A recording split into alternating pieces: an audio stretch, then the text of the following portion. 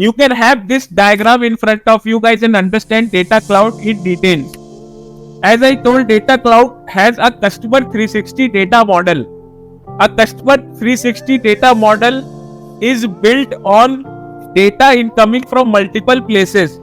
Like if you have Salesforce ecosystem, you have sales data of a customer, service data of a customer, marketing data of a customer, commerce data of a customer. You might have some analytical data present in Tableau. You are using MuleSoft for connecting other different platforms. You have that data there as well.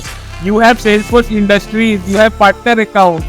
You have a lot of different Salesforce products, not only Salesforce or non-Salesforce products which you can utilize to bring data within Data Cloud.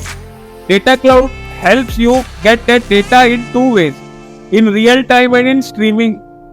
In batch and in streaming. Streaming are the real time, batch are the batch updates which happens every hour, every 2 hours, every 6 hours, and streaming means real time data.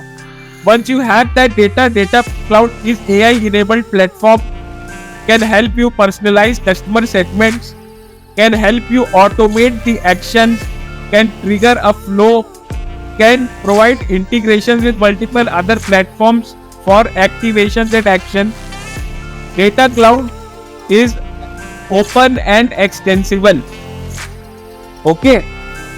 As Data Cloud can connect with almost all the platforms in this world, it is open and extensible. Extensible means it can be extended to any future platforms as well. Because nowadays we are working on cloud infrastructure.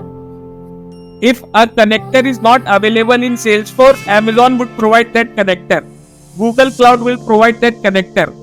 There are multiple different functionalities which provides connections to other platforms.